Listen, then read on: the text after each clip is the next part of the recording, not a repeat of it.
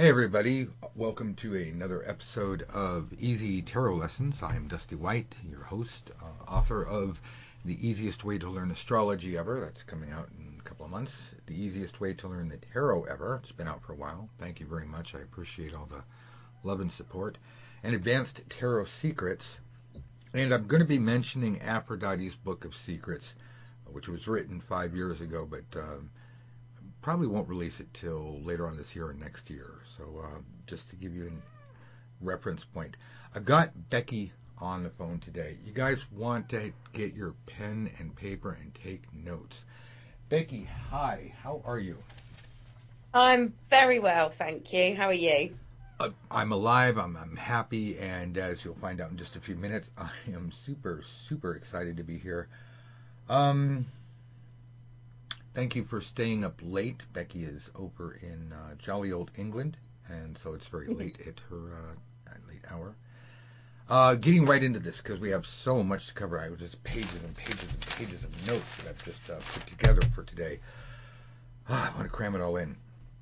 All right, yesterday's podcast marked the 1-year anniversary of my exodus from Texas and my return to California to strike gold. And it's funny because I guess in some way I made the same trip that many of my ancestors did, and it's worked out fantastically. Love California. It's my home, just south of San Francisco, and struck gold several times over. And here, that's what today is all about, telling you step by step how to do it. There's nothing to buy, but you must take notes, listen to this podcast a few times over. It will serve as a best friend. Everything here is based on scientifically proven techniques as revealed by many people, one of which is Napoleon Hill, who is my personal hero. He was consigned by Andrew Carnegie to, billionaire, to interview millionaires and billionaires of his time during the Industrial Revolution and find out how they did it.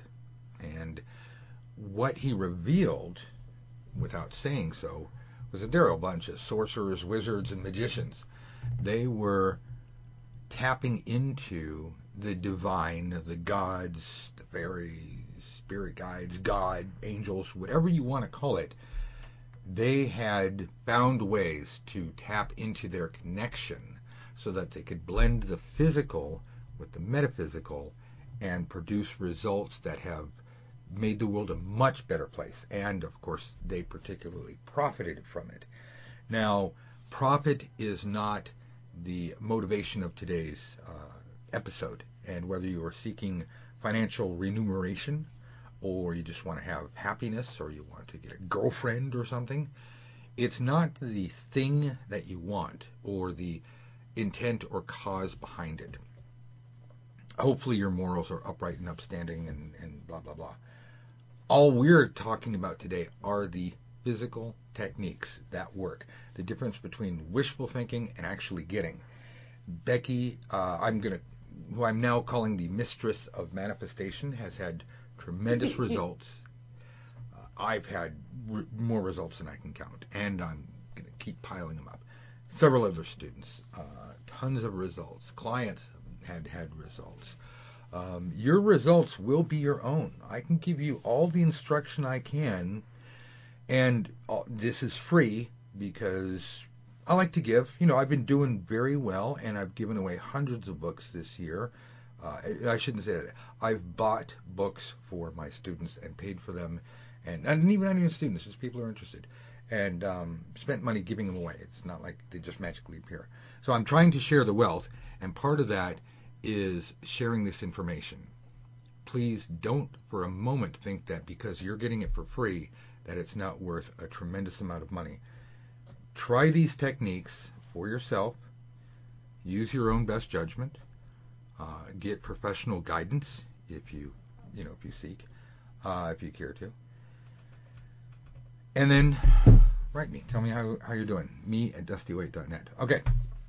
So I was just thinking about something, As I was mentioning, yesterday marked my exodus from Texas. Today, a year ago, I was driving through Mexico and into California, and I manifested. I left Texas not knowing where I was going to go. I had a general idea, go west, young man. Oh my God, Horace Greeley, I actually did. And I popped into Oxnard, had a place available to me within half an hour, and by fortunate coincidence, had a better place presented to me even before that. So it took me all of 20 minutes to manifest a place where I walked in. No credit. If you never rented in, I don't know, Los Angeles, San Francisco, New York, one of the bigger cities, credit check, background check, endless fees. You have to pay for all this stuff and fight with, 5 or 6 other potential tenants. Just moving into a place has become such a process, such a dilemma. And I rolled into town, plopped down a little bit of cash, had a place, moved my bed in that night, didn't even have to unpack till the next day. Literally 20 minutes. I had 2 places to choose from. Both of them were excellent. I chose the one that was more conducive to my career, and it's paid off in spades. I want you guys to get these same results. I've succeeded wildly, but I want you guys to learn and master these techniques. So we're going to cover a lot of stuff today.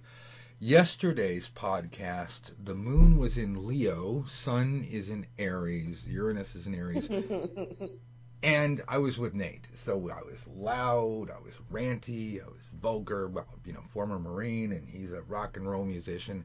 We had a good time, but we laid it out straight. Today's going to be a little bit more sedate, a little bit more la la la la la, but the information is super powerful. Like I said, I got notes and notes and notes in here to make sure that I get to everything I can possibly squeeze in. So, part of the thing I wanted to mention, and this isn't so much tarot manifestation, but it is part of the manifestation technique if you can incorporate this. If you can't, I will teach you this over the next year, free of charge, of course. Don't think that I don't have courses. I can charge you a lot of money. My current rate is $100 an hour. If you want private, if you want one-on-one time with me, I do give courses once a year on astrology, once a year on tarot, where you can, directly relate, interact with me. So it's not like I won't take your money, but these podcasts are pure audio lessons for free to help you get where you need to go. So, I teach you all this stuff so that you can take control of your life. That's all it is. Today we're going to focus on the process you use to, actually the processes you use to get what you want. Because again, there's little things that they don't teach you in these books that allege a secret or a mysterious, force. And I want to give you a crash course in manifestation because most of us just don't have it a year to take out of our lives and go and undergo university level training to come out and be able to manifest anything on command and take control of our lives. We just want a little something to say, now there's no magic bullet. You have to do the work. But with the knowledge you're going to get today, it's going to be a lot shorter, simpler, faster.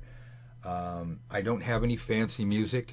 I don't have a professional voice that I listen to webinars and seminars and recordings constantly, and I'm always disappointed by these pretty sounding people and their flowery promises, and at the end of the hour and a half to 2 hours I spend, I constantly sit there and go, God, I feel like I ate at a fast food restaurant, got very little nutrition, and now I'm kind of sick to my stomach. Being raised on fast food, I'm not disparaging fast food, but I'm saying that I don't like intellectual fast food. So if you can stomach listening to this for the next, hopefully, hour, you're going to get a lot of information that's going to fly past you real quick, so you're going to have to listen to this over and over at least 2 or 3 times. Take notes and implement these changes. Implement these things to make changes in your life. Okay. One more note, and then I'll get to Becky. This is just a sampling of what I teach, but there's no sales pitch here other than the occasional, oh, look, buy the book. By the way, I'll get to that in just a moment. I just want you to get results, and the rest I will teach you later. Now, one other thing, many of the I'm reading off my notes here, I apologize. Many of the specific techniques that I teach you, some of the stuff that you're going to hear, you're not going to find in Advanced Tarot Secrets, or How to Get Any Man to Know Anything You Want, or The Easiest Way to Learn Tarot Ever. If you go through Advanced Tarot Secrets, we have tons and tons and tons of stuff on manifestation, and it's written through a tarot paradigm or tarot viewpoint. We're using the cards to help accelerate your manifestation. So I'm not going to cover a lot of the techniques that I've already covered there. I want, you get the book, it's $22. But I want to cover things that aren't in the book. And if you don't get the book, at least you'll be able to use this stuff. But if you really want to, get the book and then combine it with this, and you'll do well. So let's see. Let me get right into this. I just got to jump to the next page. I apologize for the page flipping, but you'll appreciate it for the knowledge that we're going to impart. Real quick, again, back to astrology. I got my little ephemeris here. It's a book. It's pretty much a scientific calendar of astronomical data. Ooh, that sounded pretty impressive. I timed my relocation, my exodus, as it were, with the first new moon of spring, which was April 10th or 9th, depending on your part of the world, down to the minute. And this is the foundation of why this year has been so explosively great. And so if you have that capability, use it. If it's too much for you, I'll teach you all this when we get to the astrology book, a couple of months. So let's get right into it. Today is how to get anything that you want. Becky, before I even open the doors, I want to just ask you, I'm putting you on the spot because Becky's training to be a teacher. It doesn't have to be the most important thing, but somebody comes to you and says, Becky, I want to learn how to manifest. I have a deep-seated need. I need to do something. Can you give me some advice or tips? Is there something that just pops in your head from your experience that is kind of the difference between wishful thinking and actually, wow, God's listening to my prayers?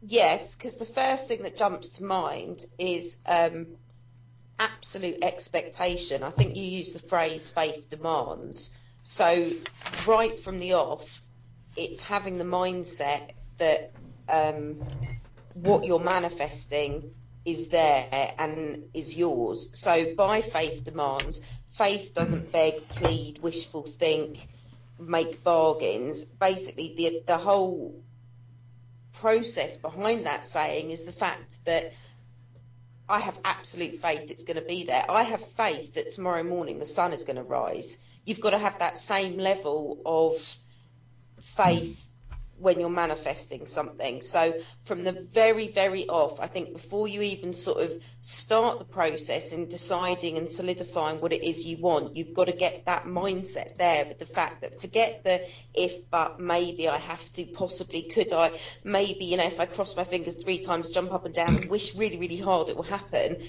You've got to have that mindset that it's absolutely there, and that's your base from which you push off from. I love it. Religions demand faith, but it's archaic. There's nothing wrong with religion. Most of the world's population throughout history has been and probably will be religious for any length of time. But I believe the message gets convoluted a lot of times. We hear the word faith. We hear the need for faith. We are preached, got to have faith. But what was that guy from the 80s? George Michael. Got to have faith, right? Okay, I get it, but this is good, and I'm not disparaging George Michael, or I think he's over in England right now. He's from England. His mum lives about 10 minutes up the road from me. Well, how about an autograph there? I'd like to meet a celebrity someday. I mean, being from Hollywood, right? Yeah. Okay. Hollywood, California, not Hollywood, Florida. There's a lot of celebrities from my hometown. And not disparaging religion or anything. I'm just saying that if we want to create effective prayer, or if you prefer magic that works, or spell casting that works, again, don't get lost in the terminology, and don't worry about what other people do. We're talking about you and me, and that means whoever's listening, and Becky, of course. Manifestation is one of the most personal of things we can do, and you jumped right to point number 7. So flip. I'm going over to this. What I was going to put down is don't ask. I like to say that God hates beggars. Problem with asking. Now, I will occasionally in my dissertation, I will use the word ask. But when I use the word ask, when I say, what do you want, what you ask for, I want you to put in your head that I'm not saying, oh, please, Lordy Lord, please, I am worthless, we're not worthy. Pooey.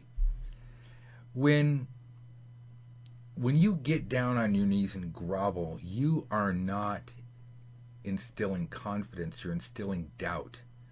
You are instilling doubt in your own mind. You're convincing your subconscious that you don't believe it. You're expressing disbelief. And whoever you're begging, you are expressing that you doubt their ability or desire.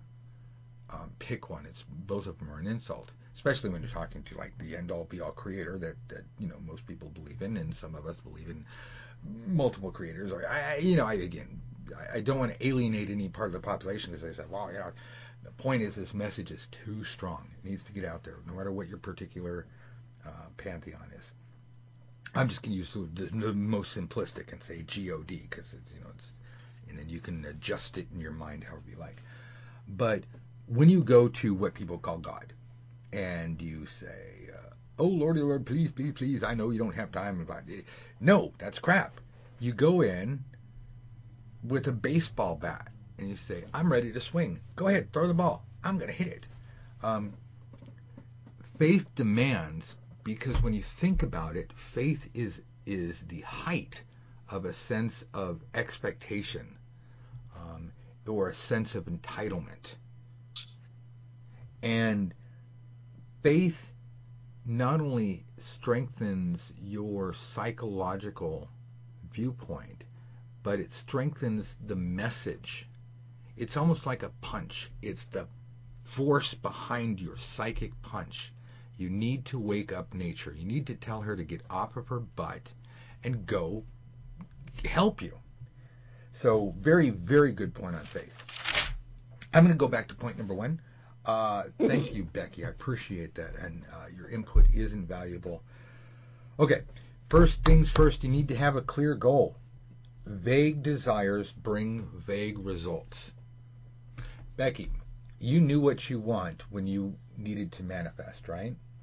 Yes. And it wasn't like, well, I kind of need this. You knew exactly what you wanted. Yeah. So it was easier to tell if I had 2 plates in my hand and said, here's creme du brulee or some French and fancy that I can't pronounce, or a cheeseburger. You could tell the difference between one and the other. I'm nature. I'm offering you, here's a bag of poop and here's a bag of gold. It's like, all you asked for was a bag. Ha ha, pick one. No, it isn't like Lady and the Tiger. Old story. Go check it out online. You knew specifically what you want. This may sound basic, but don't ask for $1 million. Matter of fact, I'm going to get into that in point 4. Okay, I think that's clear enough. We got too much to cover. Anything to add to that about being specific? No. Okay, I'm going to jump ahead to a point that I either didn't write down or that I did, and I'll just go, oh, we covered that already. But this is so intrinsic to being specific. Know what you want and know why you want it. Becky, if it's not too private, what was one of the things that you have successfully manifested recently? Recently is the job that I'm in now. Okay, why? Why does anybody want a job? I mean, people complain about their jobs all the time. Work, work, work, work, work. Why the hell? You can manifest anything you want. Why did you want a job? Because I'd had 2 years out because I had to be a full-time carer for my son. He didn't need me in the same way. I needed to be in my head, valuable member of society again. And I made the decision, I want a job. Right. So part of getting nature to help us, and the whole point, let's go back and talk about what manifestation is. We take physical actions. We live in a physical world. We eat physical food. We have to pay something called rent or a mortgage, or, in other words, we're kind of trapped in a lot of physical, we're these floating intellects housed in a body that has to take up space in a physical world. So we tend to think in things of physical plan, physical labor. The idea of like ooky spooky, like fairies or God or angels coming to help us.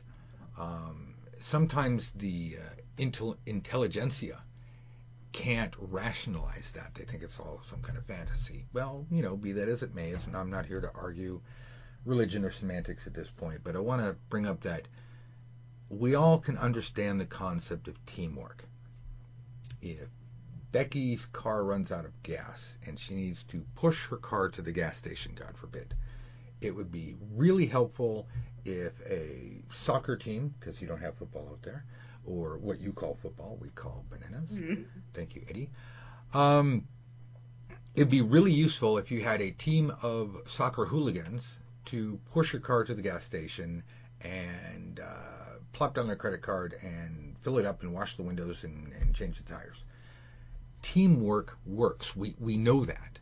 Manifestation is nothing more than getting your invisible friends to use their teamwork. When I say invisible friends, you might as well say God. The idea is that nature, or the universe, the divine, however you want to call it, will move the chess pieces on the board around so that they are aligned with your needs.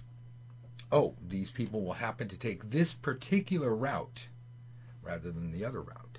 And that will make them zoom by you at 80 kilometers an hour, which I'm assuming is pretty fast, and go, screech, oh, here's a damsel in distress, and we are hyped up because we just won the championship, so we are going to push her car. So the idea of manifestation is getting the universe to help move the pieces together to make your progress easier. So to get to that goal, we need to know what we want. Don't ask for something vague. In How to Get Any Man to Do Anything You Want, I teach a lot of manifestation secrets under the guise of a goofy little dating book. But in that book, I use the example of, well, let's say Becky was on a manhunt, and I don't mean to disparage Becky by using that terminology. I'm just having some fun. So if Becky's on a manhunt, Becky's not going to say, because she's one of my students, she better not say, oh, Lordy Lord, just bring me a man. Because now we got young, old, rich, poor, fat, skinny, bald, long-haired, hippie, freak, liberal, conservative, politician. Okay, I got to stop there. I'm starting to make myself sick. She hasn't specified. Now, specification, oh boy, it's important to know what you want, but also why. Why and what do you want him for? Do you want a platonic relationship? Do you want a romantic relationship? Are you looking for marriage? Are you looking for a casual affair? Are you looking for a sugar daddy? Are you looking for someone that you can take care of because you have a need to take care of someone? This all goes into knowing what you want and knowing why you want it. Now, you don't need to have all the answers and all the details, but the more clearly that you can paint your picture, and we'll get into that later as well. But right now we're just talking about knowing what you want and why you want it. This is what it takes to transfer the information from your conscious mind to your subconscious mind. If you think nature has a lot to do running the planet, your subconscious mind has just as much to do running the microcosm or the small world. That would be like inside your body. We have cells and neurons and nerves and heartbeats and a whole bunch of other stuff, kidneys and organs and livers. We have one liver, right? 2 kidneys, 1 liver? Yeah. Hey, you know, I have surgeons and doctors and physical therapists as my students. They're just pulling their hair out going, he doesn't know how many livers we have. I always knew like liver is that thing that I hated eating as a kid, but I guess I have one and hopefully no one will come eat it. So what we want, why we want it. All right, yay, we got all that. Now, step number 2, yay, I'm ready to go. The first thing out of the gate, beware of distractions. You know what? I've got a whole bunch of stuff I could say about this. Becky, why is distraction bad? Because it pulls you away from your focus. But also, it's worth saying, because I've seen this happen now, because I'm into my manifestations now. It happens over and over and over again. It's almost like the powers that be say, okay, we've heard you. We're just going to check how focused you are, and they'll dangle something under your nose. I'm a Gemini, so I'm the original, shiny thing, squirrel. So, it's kind of distraction lessens your focus, and it pulls you away from what it is that you're focusing on. Absolutely. The moment you say, I want this, and I want everybody, if you haven't read the book yet, pick up a copy, a physical copy of Green Eggs and Ham. You can get it at any library. And would you like it in a box? Would you like it in a box? Would you like it, or with a box and socks and on a clocks, or blah, blah, blah. It seems that the moment you decide you want something, people start showing up at your door saying, hey, Becky, let's go bowling. Do they have bowling over there? I know it sounds really bad. Yay. Well, then I'm going over. Count me in, but rent me a pair of shoes. Hey, Becky, let's go skydiving. Well, skydiving, I got no interest in that. The craziest things will come in. Sometimes it'll be mommy, mommy, mommy, mommy, mommy. And I don't mean to say that kids are a distraction, but I'm saying that distraction comes in all forms. And as much as we have to attend to the daily details of life, such as mommy, mommy, mommy, that's not the only distractions we're going to get. People will come at us with crazy ideas and then seemingly sounding ideas, and bills will come in, and we won't get enough sleep. Distraction is like a hydra. It's a multi-headed monster, and it will just keep coming at you. That's the way life goes. So distraction is your enemy if you are desiring to get something. And so you have to put up psychological walls, get yourself the little horse blinders so that you can develop a sense of myopia or tunnel vision. And let me use another word, cyclopean. You want to have your absolute laser focus. Well, how do you do this? To clear your intent, you know what you want, you know why you want it. This starts the process of protecting you from distraction, but you always need to psychologically be aware that distractions come along, and you can take little side trips as long as you remember to get back on the freeway. It's no different than taking a bathroom break or eating, or if you need to take a rest from your manifestation. But if you want it, you have to stay on track. Becky, I'm gonna make this the Becky show today. My next note, point number 3, is don't settle for anything less than exactly what you want. Nature wants to help you, but again, back to Dr. Seuss, she will hand you 1,000 alternatives. Okay. Why is it bad to decide, this is good enough. Because good enough isn't what you're manifesting. What you want is the absolute best, the specific thing that it is that you're focusing on. I mean, to use the example of me getting the job, and it was a big thing for me, and I was in kind of a weak position in the fact that I'd been out of paid employment. I'd done volunteering and stuff, but I was out of paid employment in a competitive market for 2 years, and I was applying for jobs left, right and centre before I started my manifestation, and there was a couple of jobs that came up once I'd started the manifestation process that were okay, but they weren't quite right. And if I'd taken the weren't quite right, I wouldn't be content with what I'm doing at the moment. So almost isn't good enough where manifestation's concerned. And if you settle for less than what you got, subconsciously and then sometimes consciously, you'll start to lose faith in the process. Yeah.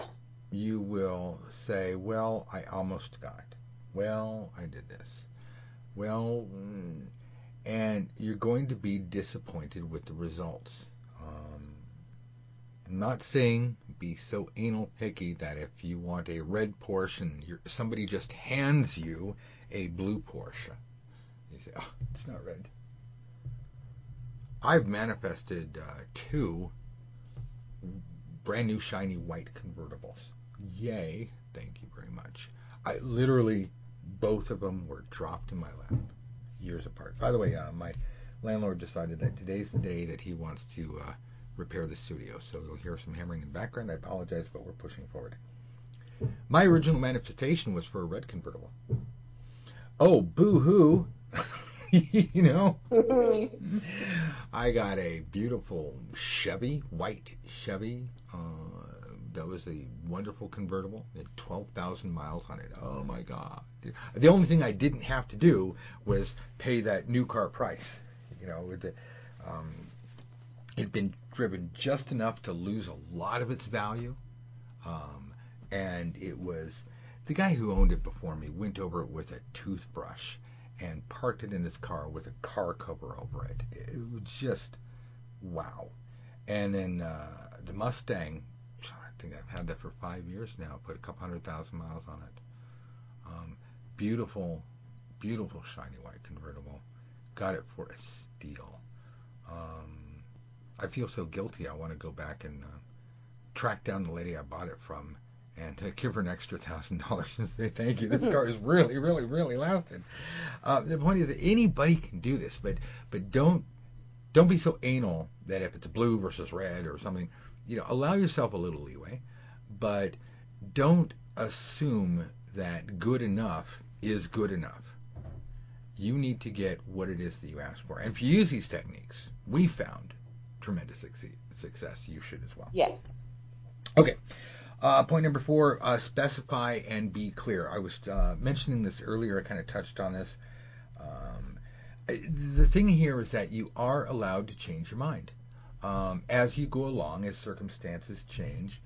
While you're, you know, especially if you're working on a large manifestation, small, short manifestations. Boom! Oh my God! I need somebody to help me push my car. Done and done.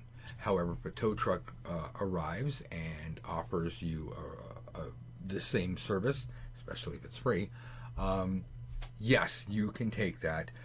You don't have to go, no, I'm specifically waiting. You need to leave the tow truck here and help me push. Common sense. Yay, now we have sawing.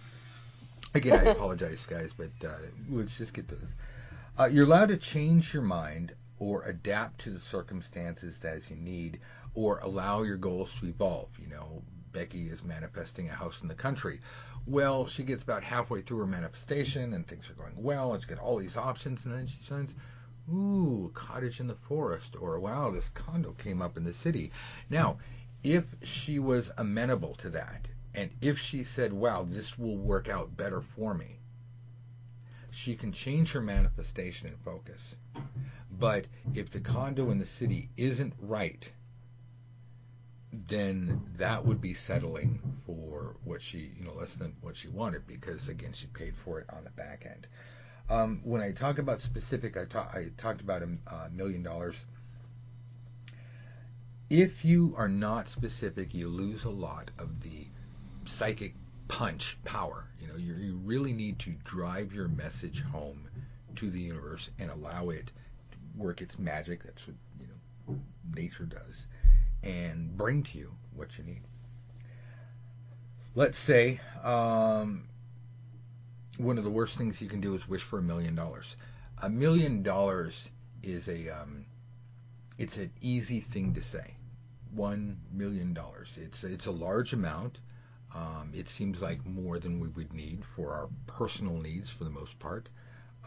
We can do a lot with $1 million, but it's kind of like a big giant balloon. It's just a big amorphous blob that's full of empty air.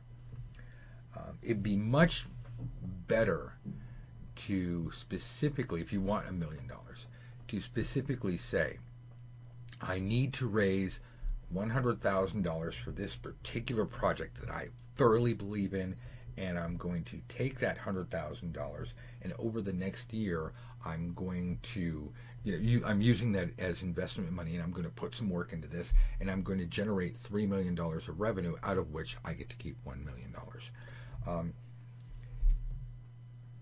The essence isn't like, oh, you just said you could, manifest 100,000 but not $1 million. The emphasis is be specific, and again, the more realistic you can make your manifestation, the more pragmatic, the more down to earth, the more detailed, and we're going to go into details in a moment here, the stronger your psychic punch will be. Becky, you didn't just ask for a job. You knew kind of what you wanted. You knew the circumstances. You knew you didn't want to drive to Wales to get it.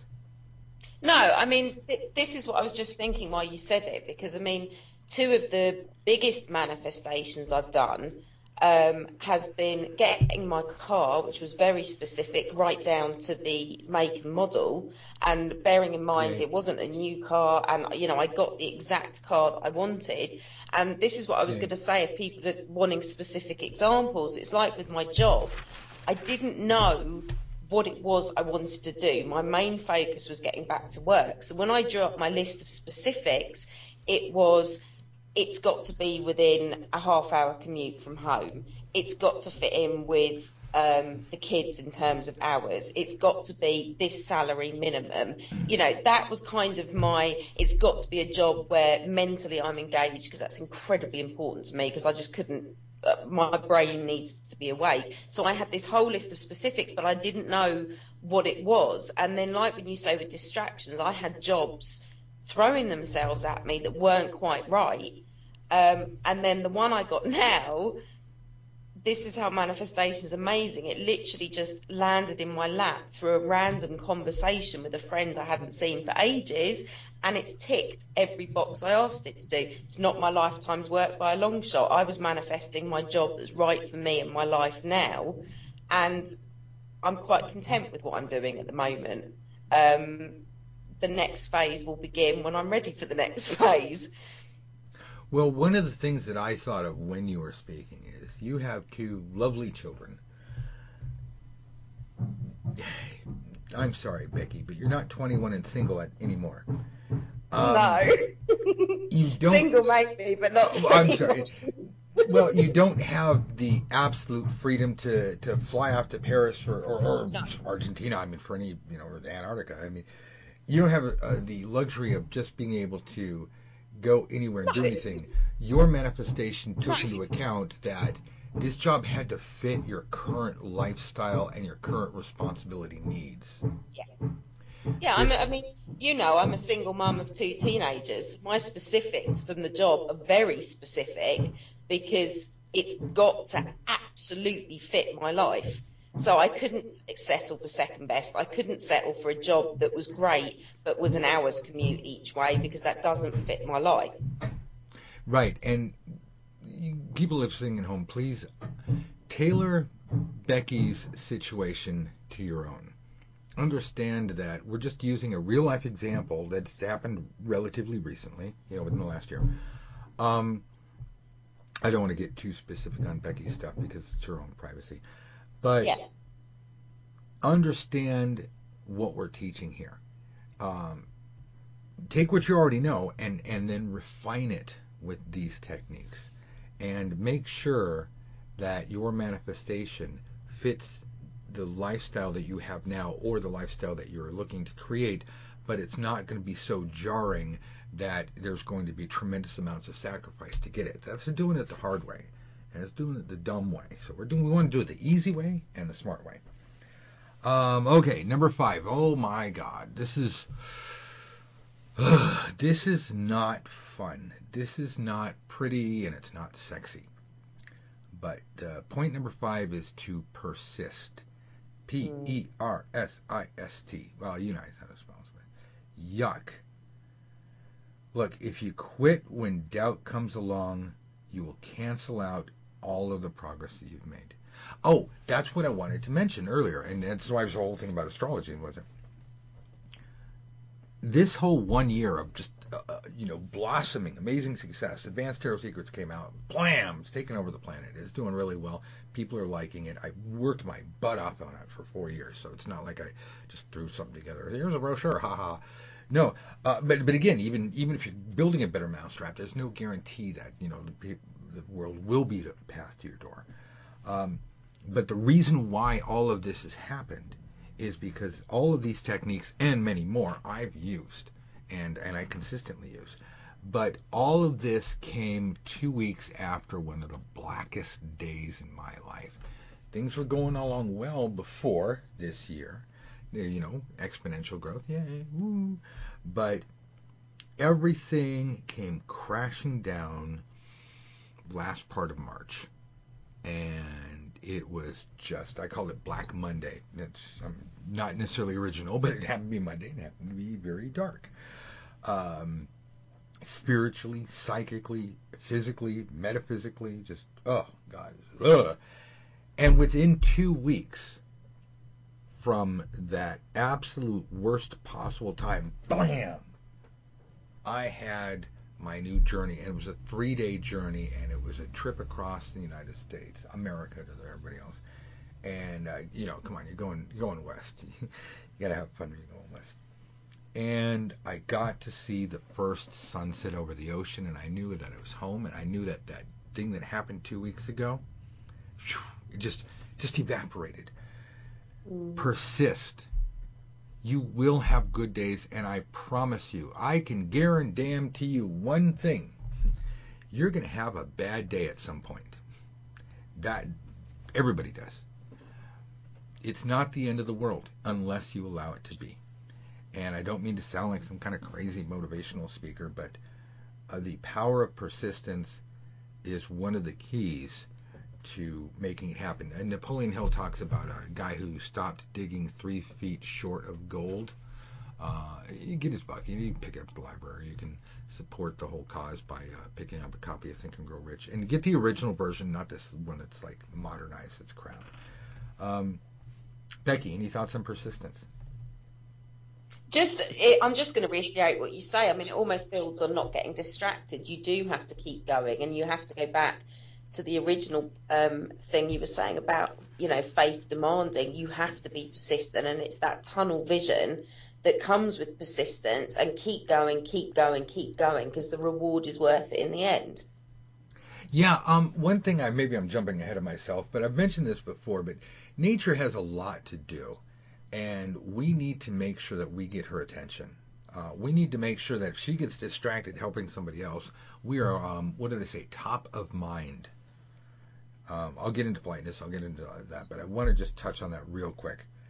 Persistence is not sexy, but you know what? Make it sexy. Make it alluring. Make it something you want to do.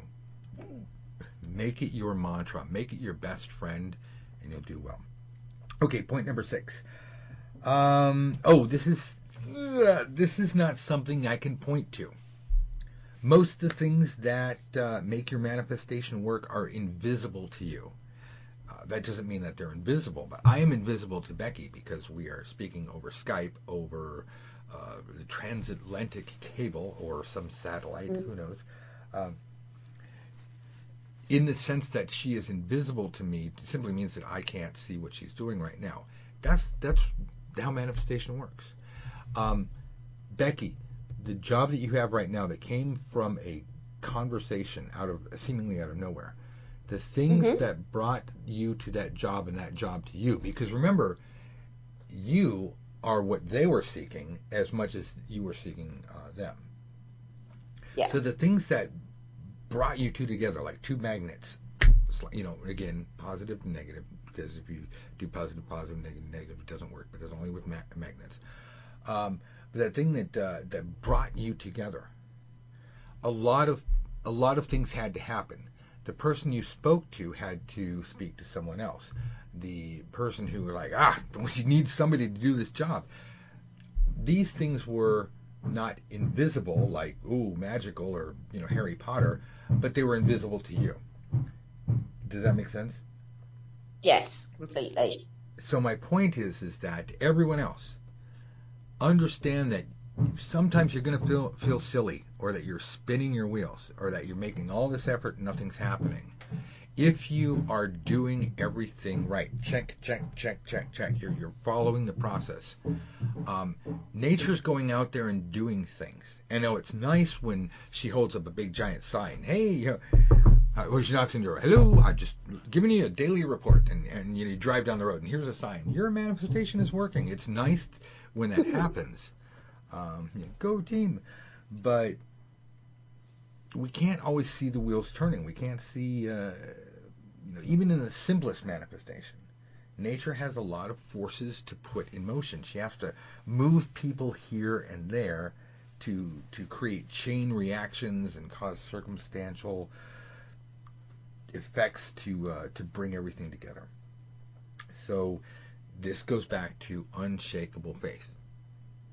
In other words, if nature's doing her job, you don't want to be the person who screws it up by losing faith, because the moment you lose faith, and there's okay to have doubt, there's okay to go, I give up, as long as it only lasts for 5 minutes and you don't do anything stupid. You just go, I give up, and you sit and whine and complain, but you do so in such a way that doesn't destroy everything else you've done.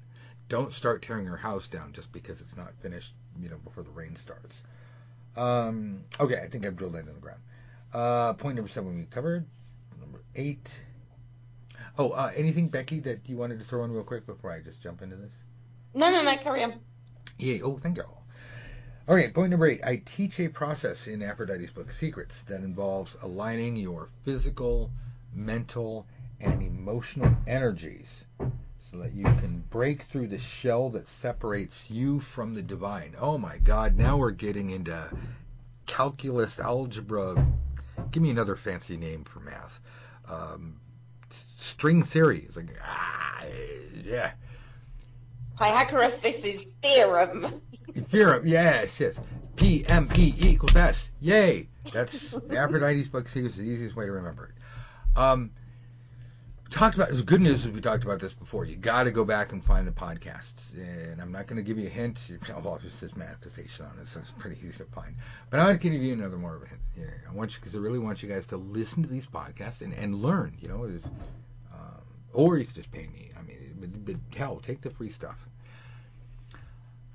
God, I could go on for an hour, 2 hours on this, but the shortest possible version is you have to align your physical and mental and emotional energies to open up that spiritual connection with the divine.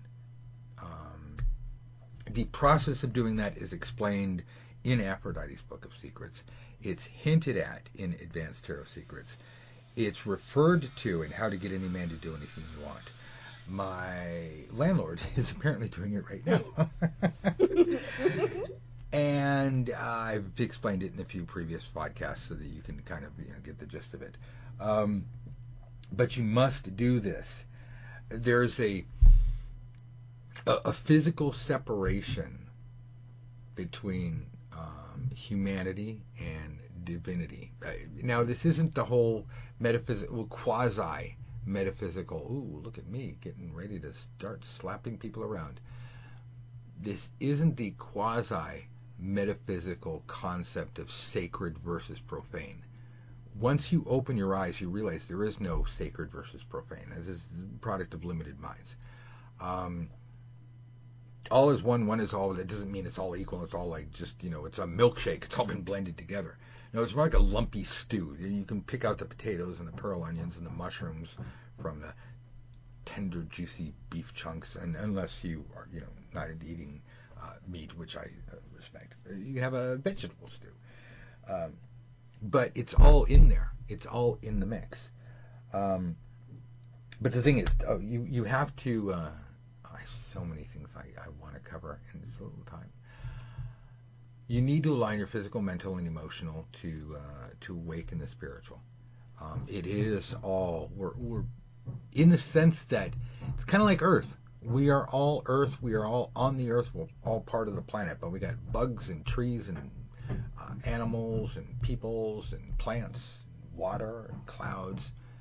We can all look at each other and say, you are different from me, but in the same sense, we're all in this together.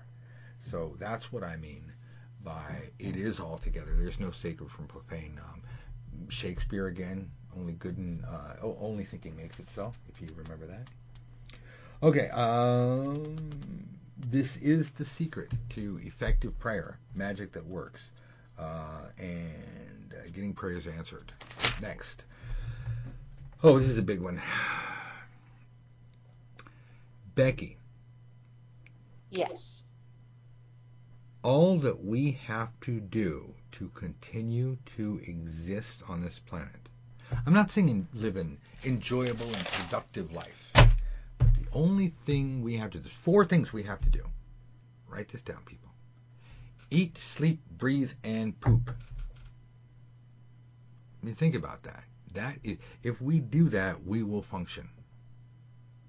Would it be nice to go play? Yes. Would it be nice to have a sense of purpose? Yes. Would it be nice to watch TV? Yes. Separate what you absolutely need from what you want. Now, you say it's intrinsic nature to want companionship, to want security, of course. But the only 4 things we have to do to continue to function as a biological life form is to eat, sleep, breathe, and poop. Therefore, if we really understand that, then we can we just barely begin to realize that nature has built-in safeguards inside biologically. I don't mean to get graphic, but it is said that they've talked to people who've jumped off bridges or survived suicide attempts, and specifically jumping off. And what I've heard, and again, this isn't scientific, I'm just throwing it out there as an example, but this is what I've heard, is that the first thing that went through their head, the people who survived, so what was the first thing in their head? And they said, I wish I hadn't have jumped. Like, it's that natural instinct that, oh my God, this is the preservation of life. Nature is selfish. Nature is a bitch. Nature is demanding, because otherwise life would go extinct and then there'd be no life. So nature wants to keep things going. Nature is built into a safeguards, and she will make sure that our needs get met.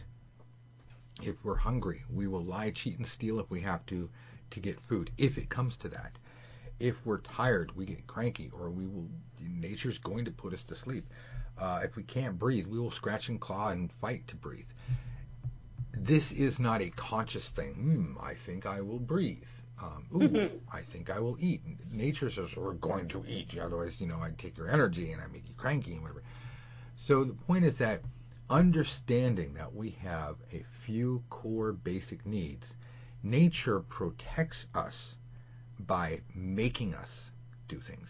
Therefore, one of the most powerful secrets of manifestation, and this is stuff the pros do. This is not anything you're going to hear in a seminar or read in a book, other than maybe Aphrodite's book, Secrets. You need to turn your want into a need. That's how you get nature to go, oh, I better get it for you then. Becky, tell me why I want $1 million. I want a Maserati. tell me why nature is going to help me get something that and I'm putting this in finger quotes because you can't see it, need versus something I want. Well, if you need it, you have to get it. It's like you've just used the analogy of breathing. You need oxygen. There isn't any room for maneuver with that. It's not a want. If it's a want, then you're going to stop breathing in the next second. If you need it, so in the context of you wanting Maserati, was it? Sure. Why you may want it, but why do you need it? Yes, things we want get prioritized. I can go into a list of things that I want, but from day to day, from circumstance to circumstance, from awareness to awareness, everything's in flux. That's the whole beauty of life. The things I need are going to happen. The things I want, they all get prioritized, and they move up and down the scale of priority. Your goal must be a need if it's going to awaken nature to help you. Not sound like a commercial, but when Aphrodite's Book of Secrets comes out, I've got a whole series of techniques I teach you on this. I teach this to my private students now. But it's a term I call healthy obsessions. And I can't really go into a lot more of that, but I can tell you that by turning your goal from a desire into a need, you become a screaming baby. Oh, Becky, you know all about screaming babies. Yep. I'm going to make two statements, and you tell me if I'm at all incorrect. Because here's what I know about babies. Number one, screaming babies get fed. Number two, screaming babies get their diapers changed. Am I incorrect on any of that? You are correct. The problem with our manifestation is that, what do we got? About 7 billion people on the planet right now. And we're all screaming babies. We're all, I want this, I want this, why isn't life doing this? Or, I want this and I will have it. 7 billion, I almost said 1,000, 7 billion screaming voices, all clamoring, God, I want this. Oh, Nam Myoho Renge Kyo, I want this. Oh, Mani Padre Hum, I want this. And, I do a couple of Hail Marys while I'm at it. Mona represents a whole bunch of different religions. We have it was abracadabra. We have our magical chants, our religious mantras, our direct prayers, our science of mind, our analytical planning. We are all out there telling God, if you will, I want this. Now, you want to be the screaming baby because the screaming baby in the crowd gets fed first. Turning your want into a need convinces your subconscious that it needs to prioritize this and make it happen and not get distracted, which makes it easier to keep faith and be aware of the opportunities that come to you. So if you want something, that's a weak wish or limited wish. But if you absolutely need something, and I've seen this happen to me time and time and time again, there's nothing like a deadline or pressure to make things happen. And I'm not saying that you guys should create an artificial pressure or deadline. What do you think, Becky, before I keep yammering? No, you're just 100% right. And very, very quickly to give an example. I was at work doing my shopping list because I needed to go to the supermarket this evening. Limited funds in my pocket till payday. So I needed to feed me and the kids for a week on a limited budget. Did my shopping list, put a need out there, not a want, it was a need because I didn't have much wriggle room. Went to the supermarket and with the exception of 3 things, everything I wanted was either on special offer, buy one get one free. I found a load of meat in the reduced section that I'd wanted on my shopping list. So the only thing I would say is the need focuses everything, but also when it comes to manifestations, it doesn't have to be the big things all the time. It can be little things as well. Right. Parking spot. It's funny because people make fun of joking about a parking spot. I never have parking spot problems. No. And it's not using all the power in the world for something trivial. It's living a magical life. One thing you brought up, Becky, that I liked a lot. Your need was pre-existing to your manifestation. It was building. You had a subconscious awareness, and when you chose to activate that, to build on this subconscious mound of energy and plant your flag. I'll go back to Eddie. Do you have a flag? I love that guy. You put your... You have no idea what I'm talking about, do you? No, so I'm just going to keep going. Eddie Izzard, Britain colonizing the world. Yeah. You have a flag.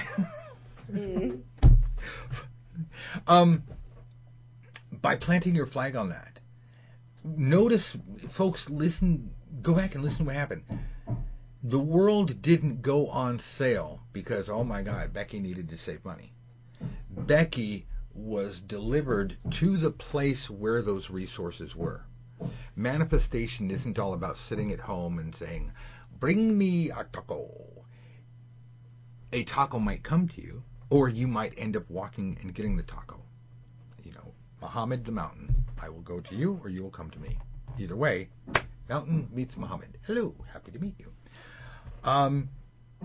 The essence here is be bullish in what you want, be open to allow God to move you around as he, she, it, they are moving other people around. Becky could have just done it logically and say, well, you're just going to have to not eat or, cut down. But she said, no, I have this need and I want this and I want to maintain a quality of life because my funds have been allocated here and I only have this much to work on this. And she was able to meet and exceed her needs with the help of the kindly grocer who happened to say, wow, let's get this on sale because we need to get people in the door, to buy these other things that aren't on sale. And it just worked out. And that's the whole point, is that all it has to do is just work out. So in this case, unlike Becky's car, which came to her, or the job, which really came to her, this was Becky being picked up and put over in the proper place. Because you've got a selection of places you could potentially shop, but you went to the place that was just right for you at that moment.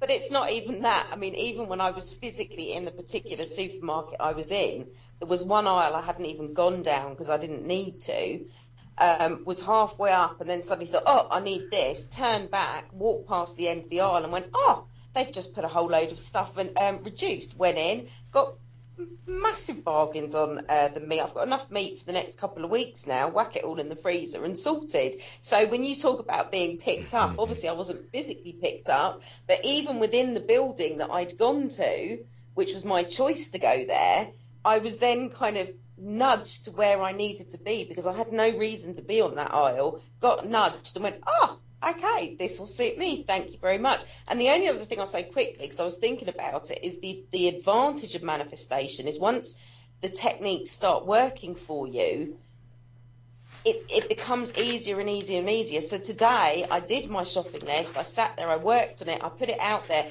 but I'm walking in the door knowing that the magic's going to happen. I don't know how, but I know that the magic's going to happen, and of course it clicks into place. So there's that advantage as well, that once it starts working for you, it's not perfect all the time. I mean, when you said about the jobs, I had my whiny feeling sorry for myself moment. In fact, I think I messaged you on Skype. You gave me a kind of 5-minute kick up the bum and got me back on track. I am good at that.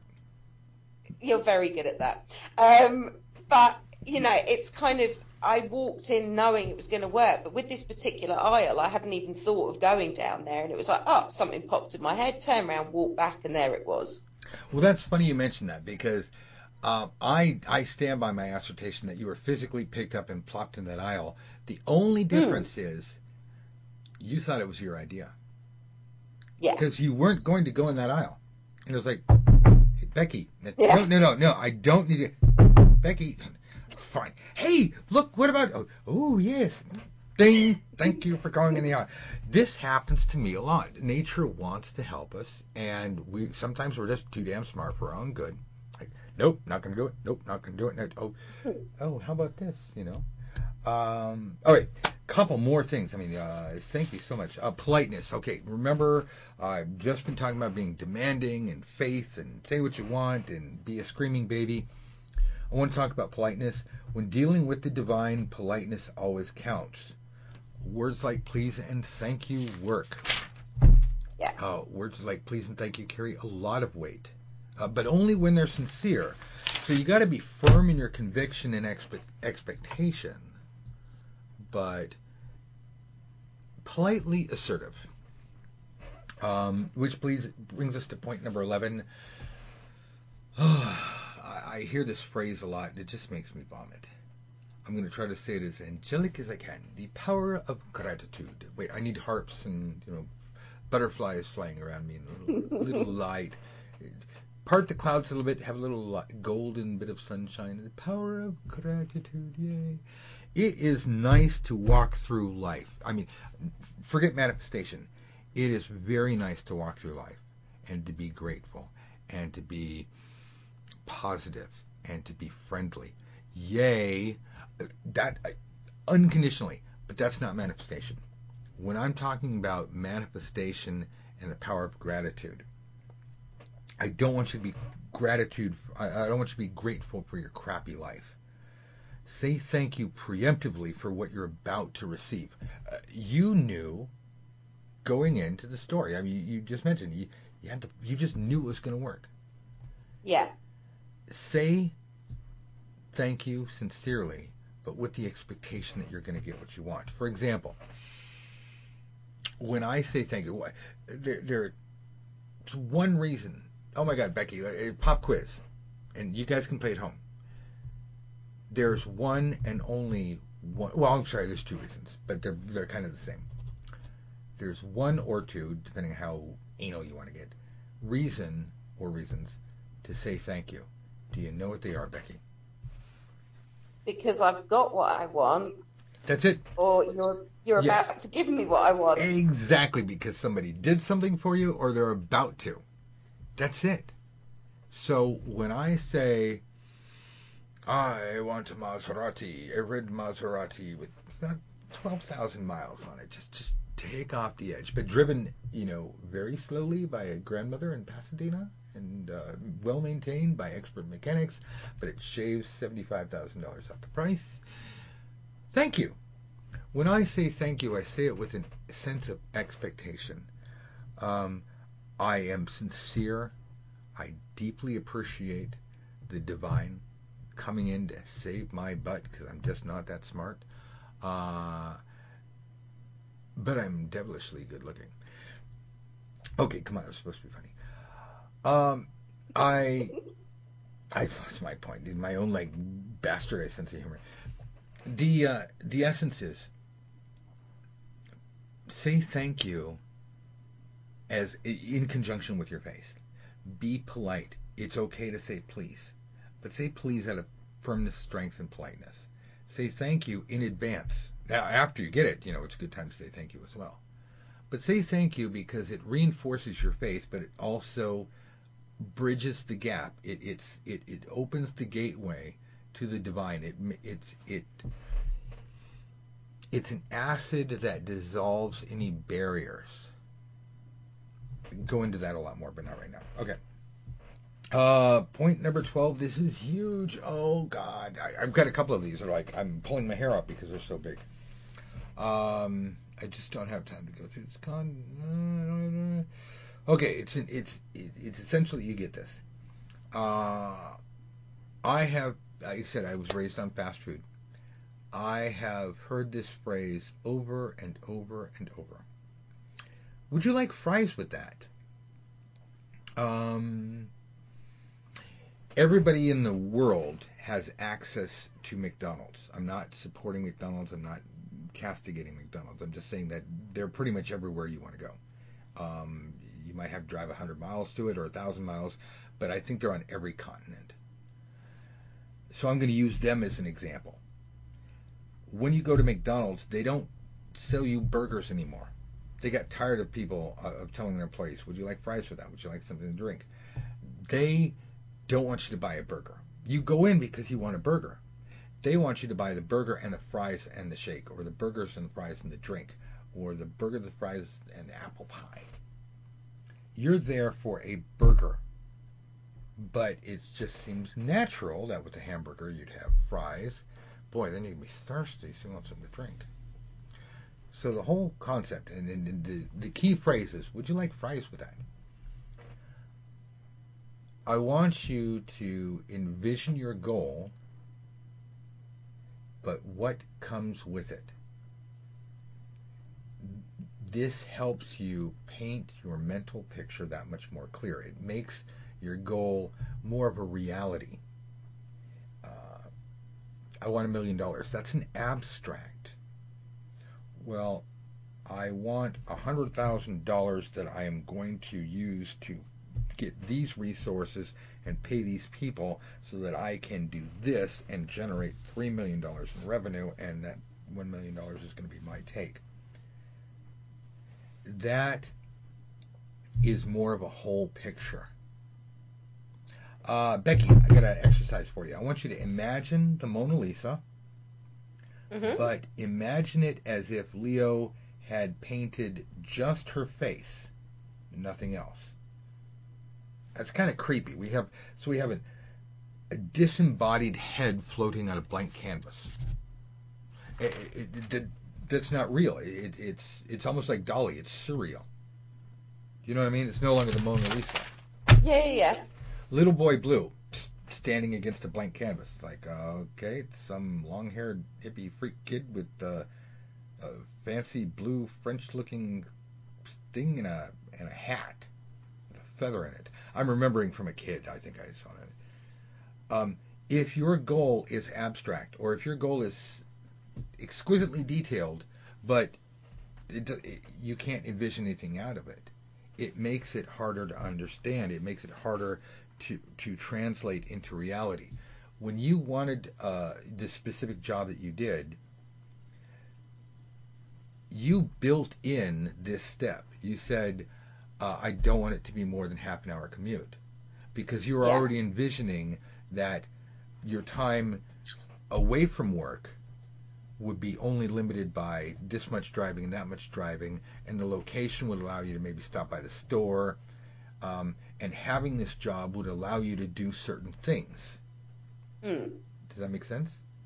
Yes, completely. Whether you consciously or subconscious, or whether you subconsciously or consciously thought of it, somewhere in your mind was the expectation that this job is going to be more than just paying the rent and putting food on the table, but there are little side benefits and perks and other things.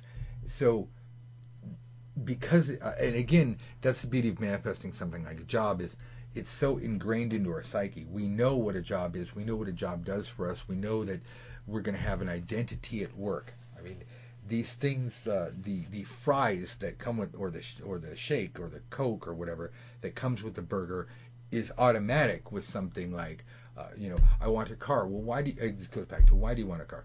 Well, I want a car because I want to be able to drive my kids around. I want to be able to drop them off at school. I want to be able to take them to appointments. I want to be able to go bother the Queen. Hello, Queen. Do you see my shiny new car? I do have a flag. Is this making sense about seeing beyond the goal and seeing some of the periphery? Yes. This is the difference between getting what you want and going, why is this manifestation stuff worked? So paint your picture. Don't lose focus of what you want. Make your goal dead center. Mona Lisa or Little Boy Blue come to mind because you look at it and that's all you see. You see a chick sitting down, or some kid, overly dressed kid in his Sunday going to meeting clothes, and the background is there, but they aren't lost in the background. It's not like a Where's Waldo? That's an example of too much information. Here's Waldo, and then here's all these distractions. And we want a clear focus, and then we have to have ground for the kid to stand on. We need to have a background for the Mona Lisa, and hair, and not just a floating head. All right, 2 more things, and I'll let you go. If you do all of this, you'll be well on your way.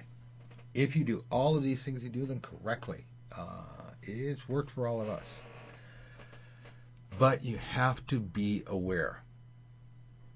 Now, we talked about distractions and everything else, but part of the process is nature is going to bring you opportunities, both directly and indirectly. Indirectly, such as Becky with her job. That was a perfect example. It came to you through a conversation. That's indirectly. It wasn't like you just happened to be walking by and they put up a sign in the window and you said, oh my God, I can't help but walk it. It came to you indirectly. Nature gives you opportunities directly and indirectly, and sometimes she gives it to you all at once, and sometimes she gives you pieces of your goal. So we have to be aware.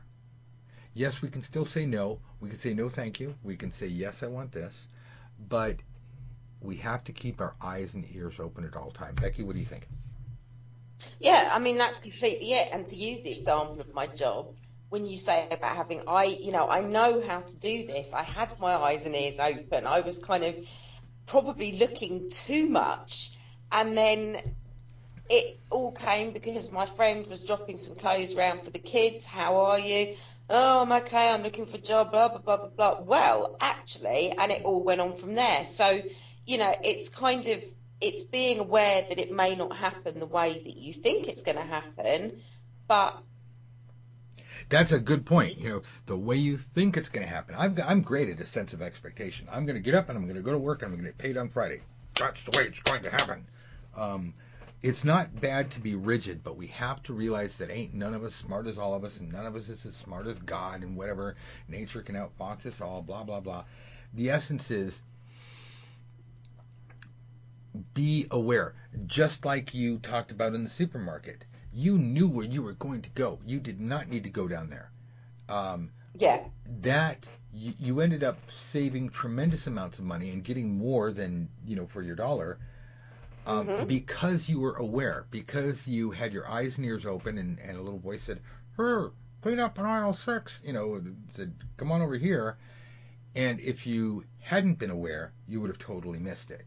But because your eyes and ears were open, that was an indirect, again, that was another indirect thing, hey, you need this over here, and all of a sudden, the sky opens up and the clouds part, and it's like, yay, all this stuff is on sale, and it's good, it's just, we have too much of it. All right, last point, and then I am going to go pee. Probably a little too much information. Okay, Becky, verify, validate, or argue this point. There is no magic without sacrifice. You need to, when you've done everything, you got everything, expect there to be sacrifice, because something is going to have to, and I'm not saying it's a tit for tat, but you will find this over and over and over. When you manifest something, generally speaking, something else is going to go. And it's not a tit for tat, it's not the same exact value. As you manifested your car. Well, now certain things that were unnecessary left your life. As you got your job, you no longer had all of that free time. That may seem like an overly simplistic sacrifice, but it is a sacrifice, because now you've restructured your life. Now you're on a schedule. Whether you, not that you weren't before, but whether you like it or not, the alarm clock is set for insane o'clock in the morning, and you can't be there for your kids during the day because you're at work. These are simple practical examples, but in so many different ways. Expect sacrifices. Tell me what you think.